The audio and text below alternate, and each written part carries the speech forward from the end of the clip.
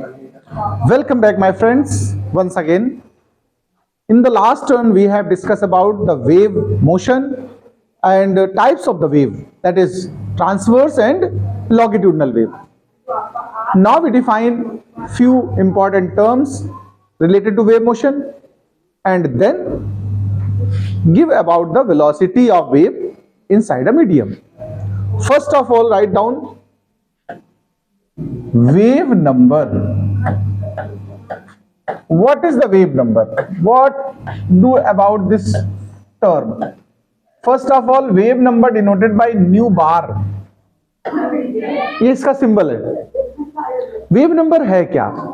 जो वेवलेंथ होती है ना, उसके रेसिप्रोकल को क्या बोलते हैं? Wave number. तो इसकी डेफिनेशन लिखिएगा, द रेसिप्रोकल ऑफ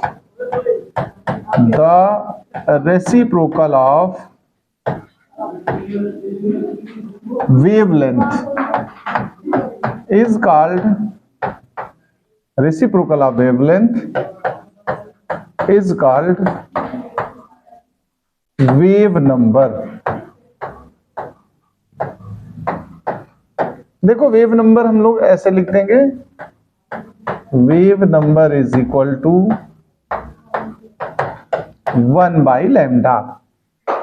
इसी को हम न्यू बार करके ऐसे सिंबल वाइज लिखना चाहें तो ऐसे लिख सकते हैं. एक तो ये वेव नंबर हो गया. एक और टर्म है, उसको बोलते हैं प्रोपागेशन कांस्टेंट. Propagation constant. अब ये क्या है, जरा इसके बारे में समझ लो. प्रोपागेशन कांस्टेंट को हम लोग सिंबल के से डिनोट करेंगे. ये जो प्रोपागेशन कांस्टेंट होता है ये 2π/λ होता है. क्या होता है? हाँ, इसको भी नोट कर लीजिएगा, ये इंपॉर्टेंट टर्म है, आगे यूज होगा वेव में. इतना नोट करो, फिर आगे की बात करते हैं हम लोग. देखिए अब हम बात करते हैं वेलोसिटी ऑफ ट्रांसवर्स वेव. देखिए जो ट्रांसवर्स वेव्स हैं, मैंने पहले बताया आपको, सॉलिड में मोस्टली होती हैं और लिक्विड के सरफेस पर होती हैं बस. तो पहले हम बात कर रहे हैं, अगर स्ट्रिंग है कोई, जैसे गिटार वगैरह में स्ट्रिंग्स होती हैं कि नहीं होती हैं, सितार गिटार बजाया होगा आप लोगों ने, देखा होगा. तो स्पीड और ट्रांसवर्स वेव हम पढ़ने वाले. इसमें फर्स्ट पॉइंट डिस्कस करेंगे इन स्ट्रेस्ड स्ट्रिंग. स्ट्रेस्ड स्ट्रिंग में जो इसका फॉर्मूला बनेगा, सीधा फॉर्मूला ही आपको पढ़ना है. इसकी अगली क्लास में इसकी प्रूविंग्स वगैरह के बारे में बात करेंगे. इसका फॉर्मूला होता है √T/m. अब आप समझना इस T का क्या मीनिंग है और M का क्या मीनिंग है, इसको जरा समझ लें. T मतलब हो गया tension force. Tension force in string. इस M को बहुत अच्छे समझ लीजिएगा. ये जो स्मॉल m है ना, एक्चुअल में मास ही अकेला नहीं है, ये है मास पर यूनिट लेंथ. इसको क्या बोलेंगे हम लोग? मास पर यूनिट लेंथ. अगर कहीं डायमेंशन की बात हो तो इस m की डायमेंशन क्या रहेगी पता है? m/l. पर यूनिट लेंथ के लिए यूज किया जाता है. जैसे एग्जांपल में समझा दूं, सपोज करो ये कोई स्ट्रिंग है और यहाँ एक पुली है और पुली से नीचे ऐसे मास हैंगे. देखो ये जो हैंग किया मास आपने हैंगर में, ये आपका टेंशन बनाएगा, mg बनेगा, ये टेंशन बनाएगा स्ट्रिंग. इसी की वजह से तो स्ट्रिंग खिंच रही कि नहीं खिंच रही बताओ? तो जो स्ट्रिंग में टेंशन क्रिएट हो रहा है, ध्यान रखिएगा, वो इस mg की वजह से क्रिएट हो रहा है. और जो स्ट्रिंग का अपना लेंथ है, ध्यान रखना, टोटल मास स्ट्रिंग का जो भी है और जो लेंथ है, इसको जब डिवाइड करोगे तो स्मॉल m आता है. इन दोनों का मतलब इस तरह आप समझ लेना. ये T मतलब mg, वेट भी कह सकते हो, फोर्स ऑन स्ट्रिंग. और ये m/l मतलब टोटल जो ये स्ट्रिंग आपने इस्तेमाल की, 1 ग्राम 2 ग्राम कुछ तो उसका मास होगा, स्ट्रिंग का, धागे का, डोरी का, बोलो रोप का.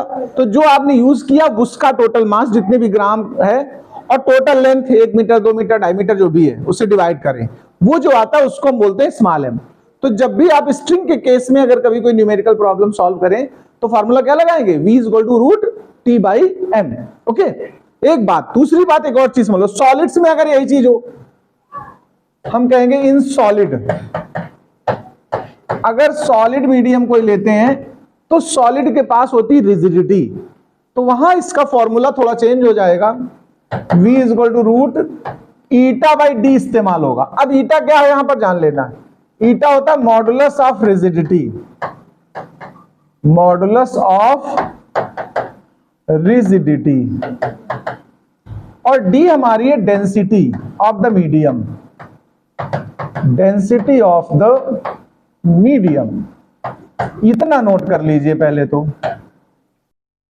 देखिए अब हम बात करते हैं वेलोसिटी इन लॉन्गिट्यूडनल वेव या लॉन्गिट्यूडनल वेव्स की वेलोसिटी। ओके, तो हम कह सकते हैं वेलोसिटी ऑफ लॉन्गिट्यूडनल वेव।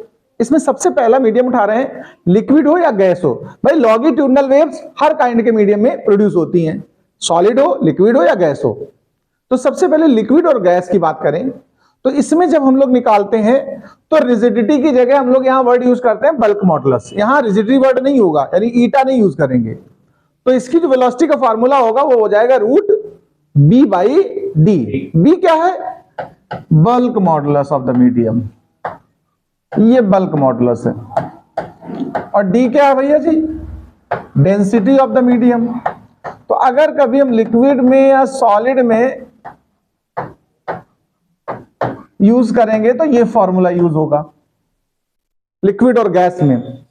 लेकिन अगर सॉलिड में हम बात कर लें तो फॉर्मूले में थोड़ा चेंज होगा।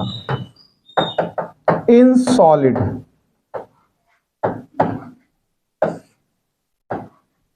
V is equal to root bulk modulus solid का भी होता है और इसमें रिजिडिटी भी शामिल है। तो हम लोग यहां पर यूज करेंगे bulk modulus plus 4/3 eta by T. ये थोड़ा सा मतलब चेंज है इसमें दोनों चीजों को यूज किया गया है। तो बी फॉर बल्क मॉडुलस, ईटा तो मॉडुलस ऑफ रिजिडिटी है और डी डेंसिटी है। इसी में एक चीज और हम थोड़ा सा आगे बढ़ाते हैं। अगर कोई रॉड हो सॉलिड, रॉड समझते हो, बार रॉड, ठीक है, सॉलिड रॉड, उसमें अगर हम यूज करें इन सॉलिड रॉड तो ये फॉर्मूला थोड़ा और चेंज होगा। उसमें हम लोग जो बल्क मॉडुलस वगैरह इसको सब हटा के यंग मॉडुलस इस्तेमाल करते हैं। क्या यूज करेंगे? यंग मॉडुलस, यानी कि यहां गामा हमारा यंग मॉडुलस को शो कर रहा है और जो डी है हमारा वो डेंसिटी को शो कर रहा है। इसको नोट कर लो भैया लोगों।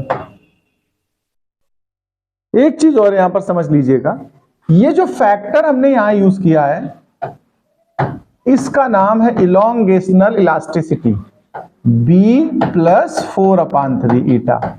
इस पूरे को कंबाइंड को बोलते हैं इलोंगेशनल इलास्टिसिटी। ये तो हो गया इसकी बात। अब हम लोग चल रहे हैं साउंड की स्पीड को मेजर करने।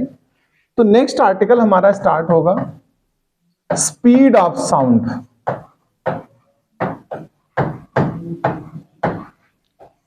स्पीड ऑफ साउंड के पहले जो शुरुआती कॉन्सेप्ट्स हैं वो न्यूटन ने दिए हैं। न्यूटन ने बताया था कि जो साउंड है वो लॉन्गिट्यूडनल वेव है और जब साउंड किसी मीडियम में प्रोपगेट करती है ना तो न्यूटन के अकॉर्डिंग मीडियम का टेम्परेचर चेंज नहीं होता है, टेम्परेचर कांस्टेंट बना रहता है। ऐसा न्यूटन ने अपना ऑब्जर्वेशन किया। तो हम इसमें सबसे पहले बात करेंगे न्यूटन्स फॉर्मूला। किसकी बात करने वाले हैं? Newton's formula. बाद में इसमें लाप्लास नामक एक साइंटिस्ट ने करेक्शन किया है, उसका नाम है लाप्लास करेक्शन। ये जो अब हम स्टार्ट कर रहे हैं पॉइंट, ये ज्यादा इंपॉर्टेंट है आपके एग्जाम के लिए। स्पीड ऑफ साउंड पर न्यूटन्स फॉर्मूला और लाप्लास करेक्शन मोस्ट इंपॉर्टेंट में डाल दीजिए आप, एग्जाम में बहुत पूछा जाता है। तो न्यूटन्स फॉर्मूला क्या है मैं पहले उस पर बात करता हूं। देखो गैस हो या लिक्विड हो तो साउंड तो एयर में प्रोपगेट करती है। एयर क्या है? गैस है कि नहीं? तो अगर हम बात करें इन गैस स्पीड ऑफ या velocity of speed of longitudinal wave, भाई इसको हमने साउंड को कैसा बताया है? लॉन्गिट्यूडनल नेचर होता है कि नहीं होता है? तो अगर हम स्पीड की बात करें लॉन्गिट्यूडनल वेव की तो इसका फॉर्मूला अभी पीछे सिखाया था, रूट बी बाई बी मतलब bulk modulus, B by D सिखाया कि नहीं सिखाया बताओ आप लोग पहले? गैस हो या लिक्विड हो दोनों में ये फॉर्मूला यूज होता है। न्यूटन के अकॉर्डिंग जब साउंड प्रोपगेट करती है तो मीडियम का टेम्परेचर रहता है constant. According to Newton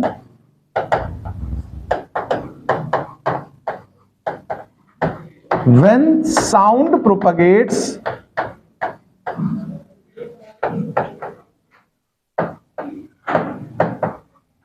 then temperature of the medium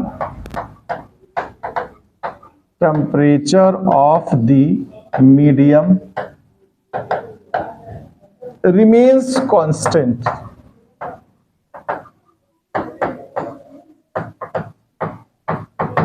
अच्छा, टेम्परेचर कांस्टेंट तो पीछे हीट पढ़ा चुके हैं, तो ऐसे मीडियम को क्या बोलते हैं, ऐसे प्रोसेस को क्या बोलते हो, आइसोथर्मल। क्या बोलते हो, that is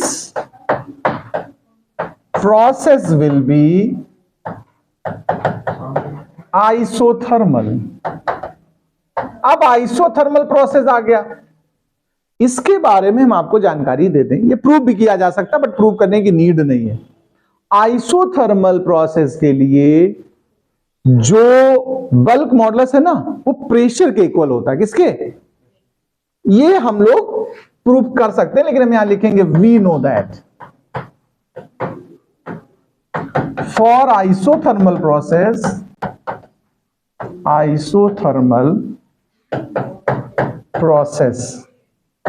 bulk modulus equals to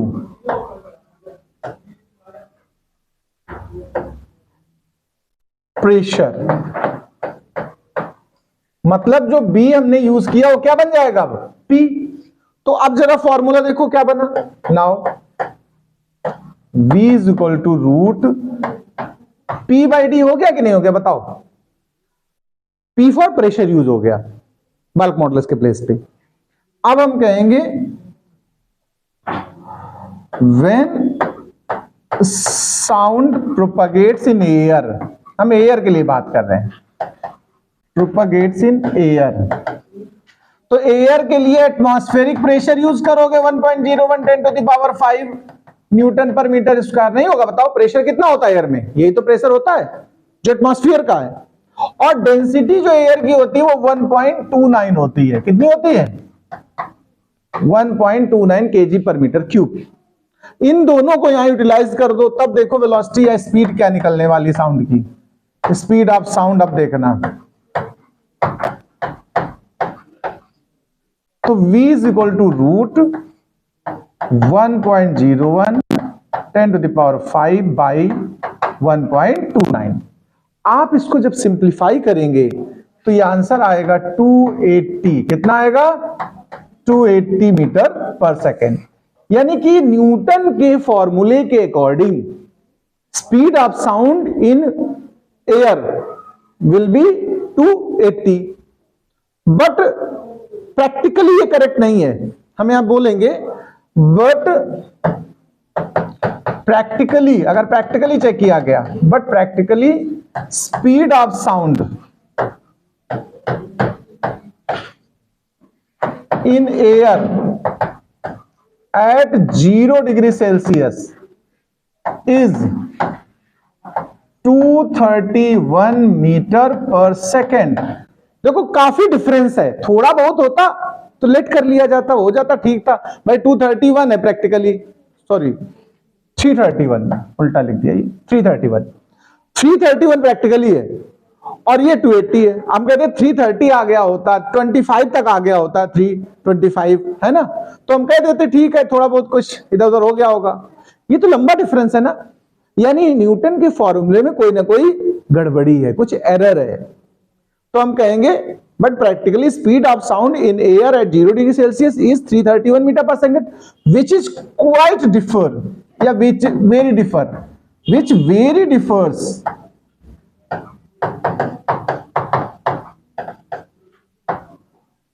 so Newton's formula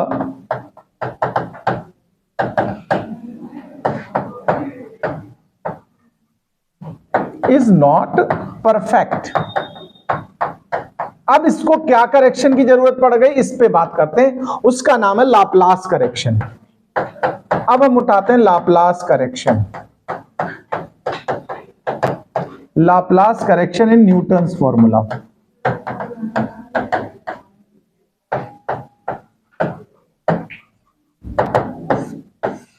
देखो, लाप्लास ने स्टडी की और एक कंक्लूजन निकाला। लाप्लास ने कहा कि जब प्रोपगेशन होता है साउंड का ना एयर में, तो मीडियम आइसोथर्मल नहीं होता है, एडियाबेटिक होता है। कैसा हो जाता है? एडियाबेटिक मतलब कंप्रेशन और रेयर फ्रैक्शन बनते हैं ऐसे। तो कहीं कहीं पर एयर कंप्रेस हो जाती है, उस जगह पर टेम्परेचर राइज कर जाता है, तो दूसरी जगह वो रेयर फ्रैक्शन में आ जाती है, फैल जाती है, वहां टेम्परेचर डाउन हो जाता है। लेकिन टोटल हीट पे कोई असर नहीं पड़ता है, यानी हीट एक्स्ट्रा या लेस या डाउन या अप कुछ नहीं होती है। ये कंक्लूजन निकाला इन्होंने। तब क्या हुआ इस पे बात करेंगे। तो देखियो, सबसे पहले तो लिखेंगे according to Laplace. According to Laplace, when sound propagates in a medium, then due to compression and rarefaction,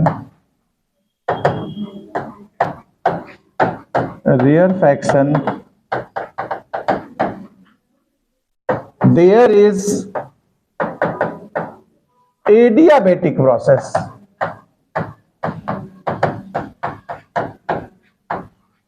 not isothermal। इन्होंने बताया कि आइसोथर्मल ना होकर के प्रोसेस कैसा रहता है? एडियाबेटिक रहता है। तब फिर जो बल्क मॉडुलस देखो कि पीछे था, now bulk modulus is equals to gamma times of the pressure. ध्यान रखिएगा, एडियाबेटिक प्रोसेस के लिए जो बल्क मॉडुलस होता है वो प्रेशर के इक्वल नहीं होता है, pressure multiplied by gamma. Gamma क्या होता है मैं पीछे पढ़ा चुका हूं आपको हीट के सेक्शन में।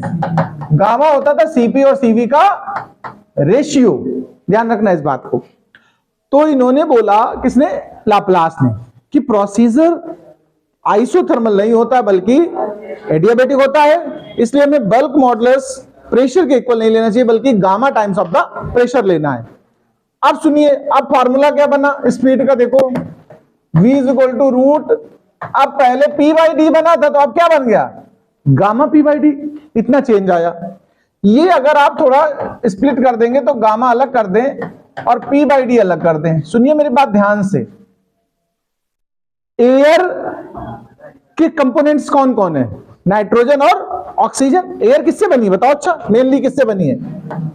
Air is made of mainly, हाँ, नाइट्रोजन यानी N2 एंड O2।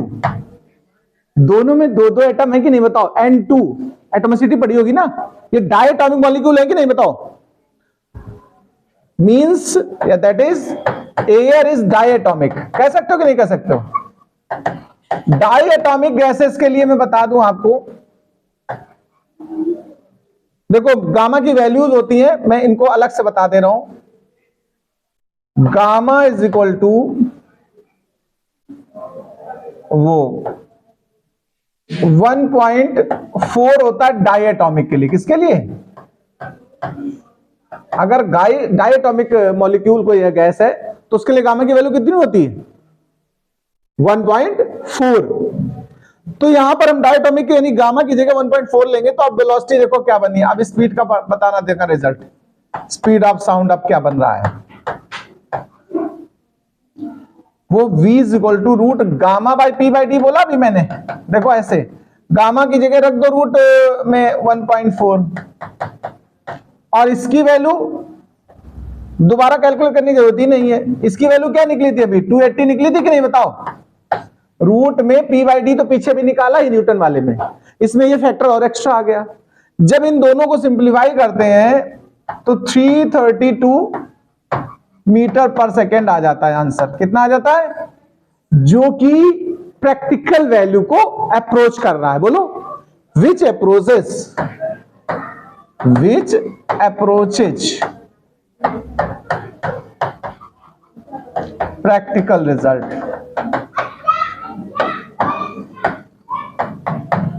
मुझे लग रहा है इतना आपको समझ में आ गया होगा। ये बहुत इंपॉर्टेंट पॉइंट था, इसको नोट कर लें। देखिए अब हम बात करते हैं कौन कौन से ऐसे फैक्टर हैं जो स्पीड ऑफ साउंड को अफेक्ट कर रहे हैं गैस के अंदर। हम चेक करते हैं जैसे प्रेशर, डेंसिटी, टेम्परेचर और भी कोई ह्यूमिडिटी, फ्रीक्वेंसी, ऐसे फैक्टर्स को चेक करते हैं, अफेक्ट करेंगे और कितना करेंगे। तो सबसे पहले हम प्रेशर पे बात करते हैं, प्रेशर का इफेक्ट चेक करते हैं सबसे पहले। तो सुनिए जरा, फॉर्मूला हमारे पास क्या है आप देखो, फ्रॉम लाप्लास फॉर्मूला।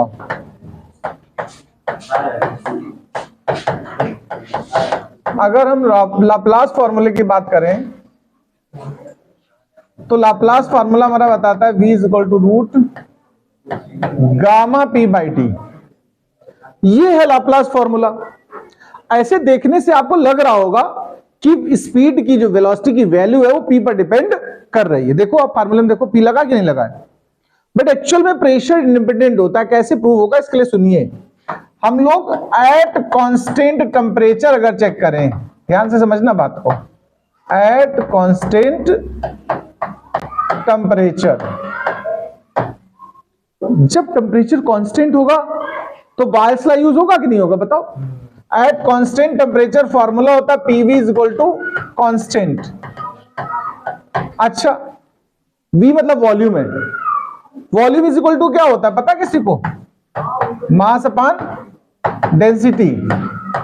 आप ध्यान देना, प्रेशर चेंज होने से मास पे तो असर पड़ता नहीं है, कि पड़ता है बताओ, नहीं पड़ेगा सर। मास कांस्टेंट है, ये कांस्टेंट है, तो P बाई डी का अगर रेशियो देखा जाए तो क्या बन रहा है, कांस्टेंट बन रहा है कि नहीं बन रहा बताओ। इस फॉर्मूले में ध्यान से देखो, P और D का रेशियो हमेशा क्या रहता है, कांस्टेंट रहता है, और गामा तो कांस्टेंट है पहले से 1.4, तो ये पूरी वैल्यू क्या हो गई, कांस्टेंट। इससे ये पता चला कि प्रेशर बदलोगे तो एवरेज में डेंसिटी भी बदल जाएगी और इनका रेशियो हमेशा फिक्स रहता है, यानी कि प्रेशर का वेलोसिटी पर कोई असर नहीं पड़ता है। तो हम कहेंगे this shows that there is no effect of pressure on speed of sound, speed of sound. ये आप फर्स्ट फैक्टर समझिए। अब सेकेंड फैक्टर उठाते हैं, टेम्परेचर पर चेक कर लेते हैं, जरा देखें टेम्परेचर का क्या इफेक्ट पड़ेगा। प्रेशर तो हमने चेक ही कर लिया, फिर फॉर्मूला उठाइए, V is equal to root gamma P by D, यही तो फॉर्मूला है। इसमें डायरेक्ट तो कहीं टेम्परेचर दिख ही नहीं रहा है, बट हम देखें क्या इनडायरेक्ट में कुछ है असर। तो सुनिए, एक फॉर्मूला होता है गैस लॉ का, PV is equal to mu R T. सुना कि नहीं सुना, NRT म्यू आर टी कुछ भी। यहां से मास अपॉन डेंसिटी वॉल्यूम को कर दीजिए, तो हम कहेंगे P बाई डी जो होता है देखो वो mu by M R T बना कि नहीं बना बताओ। 1 मोल ले लें अगर हम मान लो, तो फॉर 1 मोल, चलो फॉर 1 मोल तो म्यू कितना हो जाएगा 1, तो P बाई डी क्या बन रहा है देखो, आर टी बाई एम आया कि नहीं आया बताओ। यानी अब फॉर्मूले को अगर हम चेक करें, now formula becomes V is equal to root gamma R T by M. अब सुनिए, M कांस्टेंट है मास, R गैस कांस्टेंट है, गामा Cp और Cv का रेशियो जो भी कांस्टेंट होता है, तो कुल मिला के वेलोसिटी डिपेंड्स ऑन टेम्परेचर। ये एब्सोल्यूट टेम्परेचर है, मतलब केल्विन स्केल। इसको हम आगे थोड़ा प्रोसीड करेंगे, हम कहेंगे एट 0 डिग्री सेल्सियस। अगर हम टेम्परेचर को क्या ले लें 0 डिग्री सेल्सियस, तो एक्चुअल में 0 डिग्री सेल्सियस को आप क्या लिखोगे, 0 प्लस 273 केल्विन। बोलो भाई, हमें केल्विन में लिखना है ना। तो वेलोसिटी देखो 0 डिग्री सेल्सियस के लिए जो बनेगी वो रूट ऑफ 273 आएगी कि नहीं आएगी भाई? 0 + 273 मतलब क्या हुआ? 273। ऐसे ही अगर अननोन टेम्परेचर कोई ले लें एट T डिग्री सेल्सियस, तो जब T डिग्री सेल्सियस है, इसको अगर आप केल्विन में कन्वर्ट करोगे तो फिर 273 ऐड करना पड़ेगा। तब अगर उस हिसाब इसमें उसको पुट करो, देखो T की प्लेस पे, तो क्या आएगा? T + 273 VT, T + 273। ये देखो दो वैल्यू आ गई, एक 0 डिग्री सेल्सियस के लिए और एक T अननोन, यानी T मतलब अननोन कोई भी होगा। इन दोनों का रेशियो करके देख लेते जरा, इससे एक फॉर्मूला डिराइव होगा। रेशियो करो, VT ऊपर रख लो और V0 नीचे रख दो, 0 डिग्री वाला। प्रोपोर्शनलिटी हटाओगे, कांस्टेंट आएंगे दोनों में, वो कांस्टेंट आपस में कैंसिल हो जाएंगे। तो मैंने इक्वलिटी लगा दिया। ऊपर आ गया रूट T + 273, नीचे आ गया रूट 273। पूरा रूट एक साथ ले लो आप, देखो बहुत आराम से कैलकुलेशन समझिएगा। तो देखो ये जब दोनों एक साथ लोगे तो 273 एक टाइम कट जाएगा कि नहीं? बताओ बताओ भाई। तो यही तो बन के आएगा। देखो रूट मतलब पावर हाफ, रूट का मतलब क्या होता है? Power half. तो फिर VT = V0 1 + T/273 power half. यहां बाइनोमियल यूज करेंगे, क्या लगाएंगे हम लोग? Binomial theorem. बाइनोमियल थ्योरम तो तुम्हें पता ही होगी, ना पता हो तो मैं लिख देता हूं। 1 + x⁴n = 1 + nx + so on। आगे के टर्म बहुत इस्तेमाल होते हैं, उनको हम लोग अक्सर लीव कर देते हैं। इसमें बाइनोमियल यूज कर दो तो 1 + ½ T/273। V0 को अंदर मल्टीप्लाई कर दो चल के, V0 + V0 T/2 × 273। V0 की वैल्यू 331 होती है, मैंने पीछे बताया था। उसको पुट करके सिंप्लीफाई करोगे जब आप, तो V0 + 0.61 आएगा। इसको ध्यान से समझिए, ये मेन फॉर्मूला है। मतलब अगर आपने 0 डिग्री सेल्सियस से 1 डिग्री सेल्सियस टेम्परेचर बढ़ा दिया तो स्पीड कितनी बढ़ेगी? 0.61। देखो जैसे हम सीधे 10 डिग्री पे ले रहे हैं, एट 10 डिग्री सेल्सियस। देखो अगर वेलोसिटी तुम्हें चेक करनी है किस पर? 10 डिग्री सेल्सियस पे। तो देखो V0 हो गया 331 और इसमें 10 रख दो T की जगह पर, तो क्या आएगा? 6.1 आएगा कि नहीं आएगा? बताओ। तो वैल्यू कितनी हो गई? 337.1 मीटर/सेकंड। देखो मतलब जितना भी आपको टेम्परेचर बदल के बोला जाए, आप 0.61 में उससे मल्टीप्लाई करें। जैसे अगर क्वेश्चन कभी कहे 1 डिग्री रेज करने पे कितनी स्पीड बढ़ेगी, तो आप क्या कहोगे? 0.61। 2 डिग्री टेम्परेचर रेज करें तो 0.61 × 2, आसानी से निकाल पाओगे ऐसे क्वेश्चन को। ये टेम्परेचर डिपेंडेंसी चेक हो गई, यानी टेम्परेचर पे डिपेंड करती है स्पीड। इसके बाद हम बात करते हैं डेंसिटी की डिपेंडेंसी। किसकी? क्या डेंसिटी पर डिपेंड करेगी? On density. तो यस बिल्कुल, देखो रूट गामा P/d है। Velocity is inversely proportional to the density. देखो speed of sound is inversely proportional to the square root of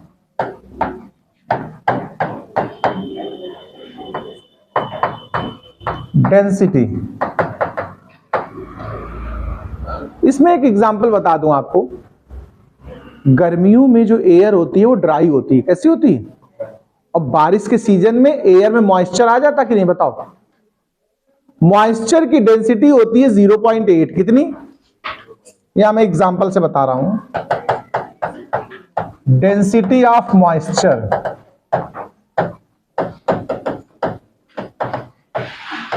0.8 और डेंसिटी ऑफ एयर कितनी होती है? ड्राई एयर, मतलब ये ड्राई एयर की बात है, ये मॉइस्चर एयर की बात है, वो 1.29 है। तो देखो जब बारिश का सीजन होगा, बरसात का समय चल रहा होगा, तो एयर की डेंसिटी कितनी रहेगी? 0.8। जबकि समर सीजन में 1.29। तो डेंसिटी बारिश के सीजन में, रेनी सीजन में डाउन हो जाती है, तो स्पीड क्या हो जाएगी, अप कर जाएगी। बोलो, तो हम कहेंगे सो स्पीड ऑफ साउंड, ये मॉइस्चर एयर लिखा है और ये ड्राई एयर लिखा है। So speed of sound in rainy season more than speed of sound in summer. तभी सुनिए मेरी बात, जो सायरन वगैरह होते हैं, ट्रेन के हॉर्न वगैरह बरसात में दूर तक सुनाई पड़ते हैं as compare to summer season. ठीक है, तो डेंसिटी का असर पड़ जाता है, इतना ध्यान रखिएगा, नोट कर लें इतना।